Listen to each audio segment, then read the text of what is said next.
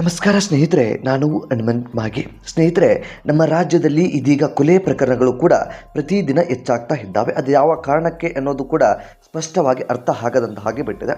ಯಾಕೆ ಈ ಮಾತನ್ನು ಹೇಳ್ತಾ ಇದ್ದೀನಿ ಅಂತಂದರೆ, ಸಾಕಷ್ಟು ನಾವು ವರದಿಗಳನ್ನು ಮಾಡ್ತಾ ಇದ್ದೇವೆ.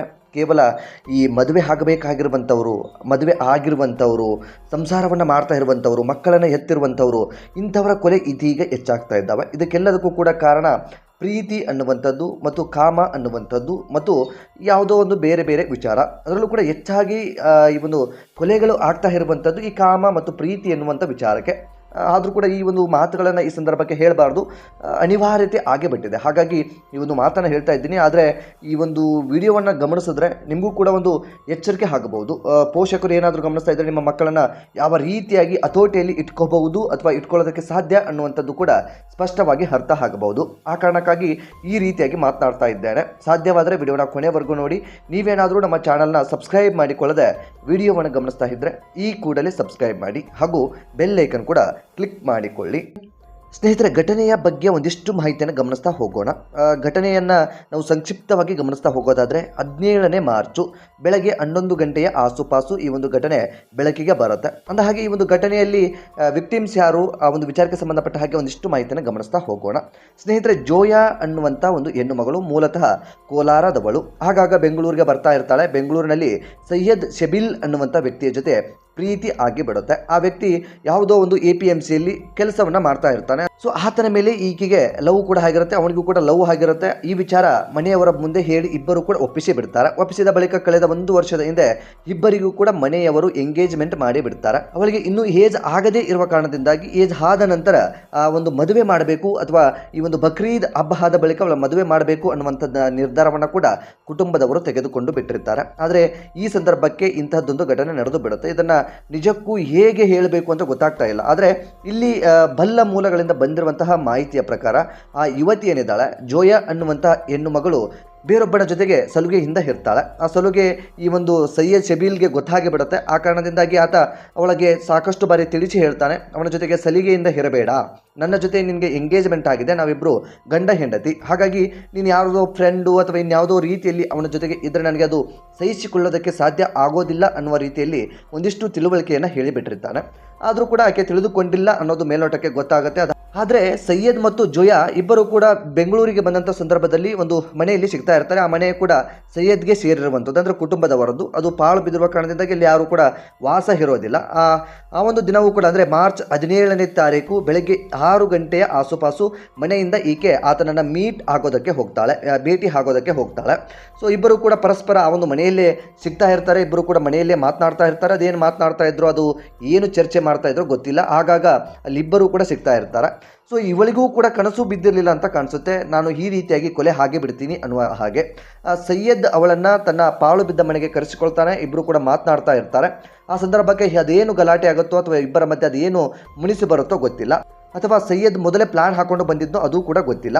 17 ಬಾರಿ ಆತ ಆ ಒಂದು ಮಹಿಳೆಯ ಮೇಲೆ ಇರಿತಾನೆ. ಚಾಕುವಿನಿಂದ ಹಿಡಿದು ಆಕೆನ ತುಂಬ ಭೀಕರವಾದಂತಹ ಕೊಲೆಯನ್ನು ಮಾಡಿ ಅಲ್ಲಿಂದ ಎಸ್ಕೇಪ್ ಆಗಿ ಬಿಡುತ್ತಾನೆ. ಆದರೆ ಜೋಯಾ ಕೂಡ ಮನೆಗೆ ಬಂದಿರೋದಿಲ್ಲ. ಜೋಯಾ ಮನೆಗೆ ಬಂದಿಲ್ಲ ಅನ್ನುವಂಥ ಒಂದು ಸುದ್ದಿ ಏನು ಸ್ಪ್ರೆಡ್ ಆಗೋದಕ್ಕೆ ಪ್ರಾರಂಭಿಸಿ ಬಿಡುತ್ತೋ ಆಗ ಎಲ್ಲ ಕಡೆಗೂ ಹುಡುಕಾಟ ಮಾಡೋದಕ್ಕೆ ಪ್ರಾರಂಭಿಸಿಬಿಡ್ತಾರೆ. ಇನ್ನು ಜೋಯಾ ಕೂಡ ಮನೆಯಲ್ಲಿ ಹೇಳಿ ಬಂದಿರೋದಿಲ್ಲ. ಮೊಬೈಲ್ನೂ ಕೂಡ ತನ್ನ ಮನೆಯಲ್ಲಿಯೇ ಇಟ್ಟು ನಾನು ಹೊರಗಡೆ ಹೋಗ್ತೀನಿ ಅನ್ನುವ ರೀತಿಯಲ್ಲಿ ಹೇಳಿ ಬಂದಿರ್ತಾಳೆ. ಆದರೆ ಸಮಯ ಒಂದು 11 ಗಂಟೆಯವರೆಗೂ ಕಳೆಯುತ್ತಾ ಬರುತ್ತೆ. ಯಾವುದೇ ರೀತಿಯಾಗಿ ಜೋಯಾ ಮನೆ ಕಡೆಗೆ ಬರೋದಿಲ್ಲ. ಆಗ ಕುಟುಂಬದವರಿಗೆಲ್ಲರೂ ಕೂಡ ಅನುಮಾನ ಬರುತ್ತೆ. ಆಗ ಸೈಯದ್ನ ಸಂಪರ್ಕ ಮಾಡೋದಕ್ಕೆ ಮುಂದಾಗ್ತಾರೆ. ಸೈಯದ್ ಸಂಪರ್ಕಕ್ಕೆ ಸಿಗೋದಿಲ್ಲ. ಆಗ ಒಂದಿಷ್ಟು ಅನುಮಾನ ಹುಟ್ಟಿಕೊಳ್ಳುತ್ತೆ. ಅಲ್ಲೇ ಇದ್ದಂಥ ಸೈಯದ್ ಶಬೀಲ್ ಮನೆಯನ್ನು ಅಥವಾ ಪಾಳು ಬಿದ್ದ ಮನೆಯನ್ನು ಗಮನಿಸಿದಾಗ ಅಲ್ಲಿ ಜೋಯಾಳ ಒಂದು ಮೃತದೇಹ ಕಾಣುತ್ತೆ. ಆಗ ಎಲ್ಲರೂ ಕೂಡ ಗಮನಿಸಿ ಒಂದು ಕ್ಷಣ ಆಶ್ಚರ್ಯವಾಗಿ ಬಿಡ್ತಾರೆ. ಒಂದು ಕ್ಷಣ ಎಲ್ಲರೂ ಕೂಡ ದಿಗ್ಭ್ರಮೆ ಆಗಿ ಬಿಡ್ತಾರೆ. ಒಂದು ಕ್ಷಣಕ್ಕೆ ಪೊಲೀಸರಿಗೆ ಮಾಹಿತಿಯನ್ನು ಕೂಡ ನೀಡ್ತಾರೆ.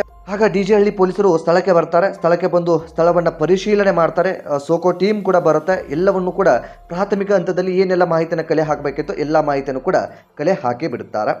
ಆದರೆ ಇಲ್ಲಿ ಒಂದಿಷ್ಟು ಅನುಮಾನ ಏನು ಕಾಡ್ತಾ ಇರುತ್ತೆ ಅಂತಂದರೆ, ಜೋಯಾಳನ್ನು ಯಾಕೆ ಕೊಲ್ಲೋದಕ್ಕೆ ಸಾಧ್ಯ ಅನ್ನುವಂಥದ್ದು ಅವರಲ್ಲಿಯೂ ಕೂಡ ಪ್ರಶ್ನೆ ಕಾಡುತ್ತೆ. ಈ ಒಂದು ಬಲ್ಲ ಮೂಲಗಳಿಂದ ಒಂದಿಷ್ಟು ಮಾಹಿತಿಯ ಪ್ರಕಾರ, ಅವರ ಸ್ನೇಹಿತರು ಮತ್ತು ಕುಟುಂಬದವರು ಹೇಳುವ ಮಾಹಿತಿಯ ಪ್ರಕಾರ ಅವಳಿಗೂ ಕೂಡ ಒಂದು ಸ್ನೇಹವಿತ್ತಂತೆ ಬೇರೊಬ್ಬನ ಜೊತೆಗೆ. ನಾನು ಆರಂಭದಲ್ಲೂ ಕೂಡ ನಿಮಗೆ ಈ ವಿಚಾರವನ್ನು ಎಕ್ಸ್ಪ್ಲೇನ್ ಮಾಡ್ತಾ ಇದ್ದೆ. ಬೇರೊಬ್ಬನ ಜೊತೆಗೆ ಸಂಬಂಧವನ್ನು ಇಟ್ಟುಕೊಂಡು ಬಿಟ್ಟಿದ್ಲಂತೆ. ಅದು ಯಾಕೆ ಆ ರೀತಿಯಾದಂಥ ಒಂದು ಮನಸ್ಥಿತಿ ಆಕೆಯಲ್ಲಿ ಬಂತೋ ಗೊತ್ತಿಲ್ಲ. ಅದು ಎಂಗೇಜ್ಮೆಂಟ್, ಅದರಲ್ಲೂ ಕೂಡ ಪ್ರೀತಿ ಮಾಡಿ ಮದುವೆ ಆಗುವಂಥ ನಿರ್ಧಾರವನ್ನು ಮಾಡಿ ಕೂಡ ಒಬ್ಬ ಸ್ನೇಹಿತನನ್ನು ಪರಿಚಯ ಮಾಡಿಕೊಂಡು ಅಥವಾ ಗಂಡನಿಗಿಂತ ಹೆಚ್ಚಾಗಿ ಅವನ ಜೊತೆ ಸಲುಗೆಯಿಂದ ಇರುವಂಥದ್ದು ಯಾವ ಗಂಡಿಂದನೂ ಕೂಡ ಸಹಿಸಿಕೊಳ್ಳೋದಕ್ಕೆ ಸಾಧ್ಯ ಇಲ್ಲ. ಆಕೆ ಮಾಡಿರೋದು ಸರಿ ಅಂತ ಕೂಡ ಹೇಳೋದಕ್ಕೆ ಆಗೋದಿಲ್ಲ.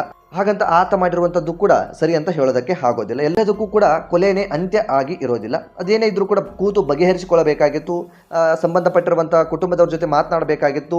ನಿಮ್ಮ ಮಗಳು ಹೀಗೆ ಮಾಡ್ತಾ ಇದ್ದಾಳೆ ಅನ್ನುವ ರೀತಿಯಲ್ಲಿ ಎಲ್ಲವನ್ನು ಕೂಡ ಬಿಚ್ಚಿ ಇಡಬೇಕಾಗಿತ್ತು. ಮುಂದುವರೆದು ಇಷ್ಟವಿದ್ದರೆ ಮದುವೆ ಆಗಬೇಕಾಗಿತ್ತು, ಇಲ್ಲವಂದರೆ ನಿಶ್ಚಿತಾರ್ಥ ಕ್ಯಾನ್ಸಲ್ ಕೂಡ ಮಾಡ್ಕೋಬಹುದಿತ್ತು. ಆದರೆ ಇಂಥದ್ದೆಲ್ಲವೂ ಕೂಡ ಅವಕಾಶ ಇದ್ರೂ ಆ ವ್ಯಕ್ತಿ ಅಂತಹ ಕೆಟ್ಟ ನಿರ್ಧಾರವನ್ನು ಯಾಕೆ ತೆಗೆದುಕೊಂಡೋ ಗೊತ್ತಿಲ್ಲ.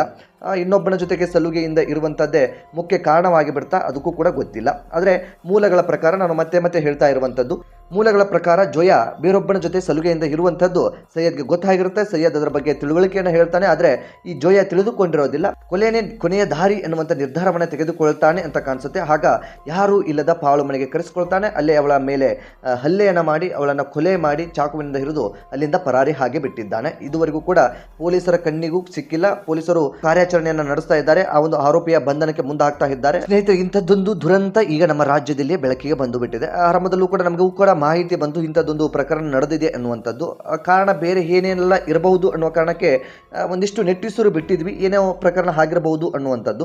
ಆದರೆ ಈ ಪ್ರಕರಣವನ್ನು ಗಮನಿಸ್ತಾ ಹೋದ ಹಾಗೆ ಎಲ್ಲ ಮಾರ್ಚ್ 17ರಂದು ಈ ಒಂದು ಘಟನೆ ನಡೆದಿರುವಂಥದ್ದು. ನಿಶ್ಚಿತಾರ್ಥ ಆಗಿದೆ, ಮದುವೆಯಾಗಿ ತುಂಬ ಸುಂದರವಾದಂಥ ಸಂಸಾರವನ್ನು ಮಾಡಬಹುದಿತ್ತು, ತುಂಬ ಸುಂದರವಾದ ಜೀವನವನ್ನು ನಡೆಸಬಹುದಿತ್ತು. ಯಾಕೆ ಇಂತಹ ನಿರ್ಧಾರವನ್ನು ಈ ಗಂಡು ಮಕ್ಕಳು ತೆಗೆದುಕೊಳ್ತಾರೋ ಗೊತ್ತಿಲ್ಲ. ಅದೇ ರೀತಿಯಾಗಿ ಎಂಗೇಜ್ಮೆಂಟ್ ಆದರೂ ಮದುವೆ ಆದರೂ ಕೂಡ ಕೆಲವೊಂದು ಅನೈತಿಕ ಸಂಬಂಧವನ್ನು ಕೆಲವು ಹೆಣ್ಣು ಮಕ್ಕಳು ಅದು ಯಾಕೆ ಇಟ್ಕೊಳ್ತಾರೋ ಗೊತ್ತಾಗ್ತಾ ಇಲ್ಲ.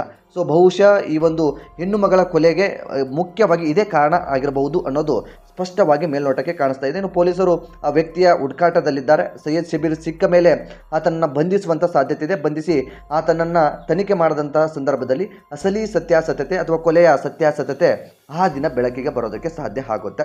ಒಟ್ಟಾರೆಯಾಗಿ ಇಂಥದ್ದೊಂದು ಅಮಾನವೀಯ ಘಟನೆ ನಮ್ಮ ರಾಜ್ಯದಲ್ಲಿ ನಡೆದಿದೆ. ಇಂಥ ಘಟನೆ ಬಗ್ಗೆ ಅದೆಷ್ಟು ಸುದ್ದಿ ಪ್ರಸಾರ ಮಾಡಿದರೂ ಕೂಡ ವೇಸ್ಟ್ ಅನ್ನುವಂಥ ಮಟ್ಟಕ್ಕೆ ಬಂದು ಬಿಟ್ಟಿದೆ. ಯಾಕೆ ಅಂತಂದರೆ ಸಮಾಜದಲ್ಲಿ ಇಂತಹ ಪ್ರಕರಣಗಳು ಪ್ರತಿದಿನವೂ ಕೂಡ ಹೆಚ್ಚಾಗ್ತಾನೆ ಇದ್ದಾವೆ. ಇಂತಹ ಕೊಲೆಗಡುಕರಿಗೆ ಅದೇನು ಶಿಕ್ಷೆ ಕೊಡಬೇಕು ಗೊತ್ತಾಗ್ತಾ ಇಲ್ಲ. ಎಂತಹ ಶಿಕ್ಷೆಯನ್ನು ಕೊಟ್ಟರೆ ನಮ್ಮ ಸಮಾಜ ಬದಲಾಗುತ್ತೆ ಅನ್ನುವಂಥದ್ದೊಂದು ಯಕ್ಷ ಪ್ರಶ್ನೆ ಇದೀಗ ಜನರಲ್ಲಿ ಮೂಡ್ತಾ ಇದೆ. ಸೊ ಈ ಕುರಿತಾಗಿ ನಿಮ್ಮ ಅನಿಸಿಕೆ ಏನು ಎಂಬುದನ್ನು ಕಮೆಂಟ್ ಬಾಕ್ಸಲ್ಲಿ ಮೆನ್ಷನ್ ಮಾಡಿ. ಸಾಧ್ಯವಾದರೆ ಈ ವಿಡಿಯೋನ ನಿಮ್ಮ ಫ್ರೆಂಡ್ಸ್ ಹಾಗೂ ಫ್ಯಾಮಿಲಿಗೂ ಕೂಡ ಶೇರ್ ಮಾಡಿ. ನೀವೇನಾದರೂ ನಮ್ಮ ಚಾನಲ್ನ ಸಬ್ಸ್ಕ್ರೈಬ್ ಮಾಡಿಕೊಳ್ಳದೆ ವಿಡಿಯೋವನ್ನು ಗಮನಿಸ್ತಾ ಇದ್ದರೆ ಈ ಕೂಡಲೇ ಸಬ್ಸ್ಕ್ರೈಬ್ ಮಾಡಿ ಹಾಗೂ ಬೆಲ್ ಐಕನ್ ಕೂಡ ಕ್ಲಿಕ್ ಮಾಡಿಕೊಳ್ಳಿ. ಮತ್ತೆ ಮುಂದಿನ ವಿಡಿಯೋದಲ್ಲಿ ಸಿಗೋಣ. ನಮಸ್ಕಾರ.